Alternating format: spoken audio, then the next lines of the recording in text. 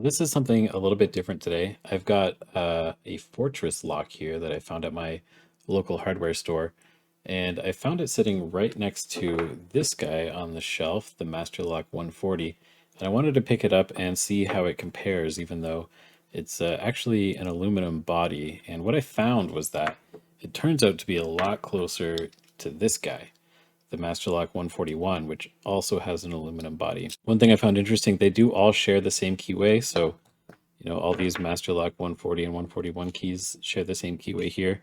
So they actually pick quite similarly, and the tolerances, though they aren't as good as the Master Locks, they're good enough to get a good feeling while you're picking them.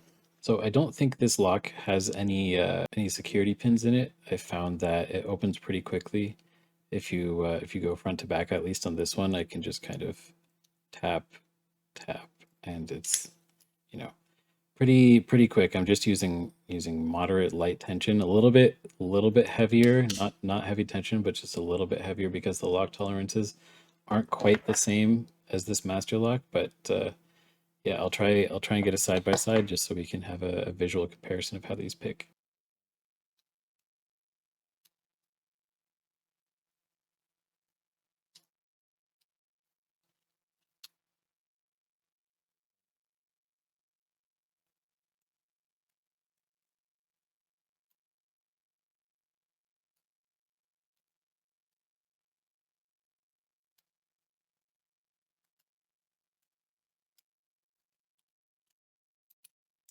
But yeah, they're not super different in terms of picking, but early on, the more locks you can get your hands on, the more you're going to learn. You'll learn something from every single lock that you buy. Maybe you'll be able to open this one, maybe you'll be able to open this one, and this one will give you trouble. But if you can get something that isn't expensive for you, just to have another lock to keep trying while you're early on, I think it'll help you out quite a lot.